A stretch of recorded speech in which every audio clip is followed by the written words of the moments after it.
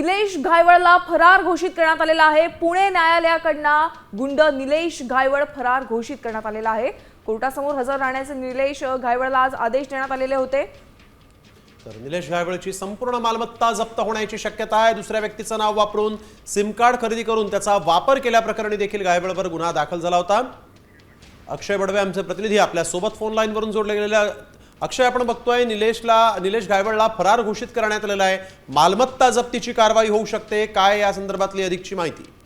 निश्चितपणे आपण जर पाहिलं तर गेल्या अनेक दिवसांपासून पुणे पोलिसांकडून निलेश घायवळचा शोध घेण्यात येतोय, मात्र अद्यापही निलेश घायवळ जो आहे तो पोलिसांना मिळून आलेला नाही। त्यामुळे आज अखेर एका गुन्ह्यामध्ये पोलिसांनी जेव्हा चार्जशीट दाखल केलेला आहे तेव्हा सन्माननीय कोर्टाने निलेश घायवळला फरार घोषित केलेला असून त्याला कोर्टासमोर हजर राहण्याचे आदेश सुद्धा कोर्टाने दिलेले आहेत। त्यामुळे एका बाजूला ॲब्स्कॉन्डिंग म्हणजे फरार घोषित केल्यानंतर आता पुणे पोलीस निलेश घायवळची संपूर्ण मालमत्ता जप्त करतात का हे पाहणं देखील आता तेवढंच महत्त्वाचं असेल। बिलकुल, धन्यवाद अक्षय आपण दिलेल्या सविस्तर माहितीसाठी।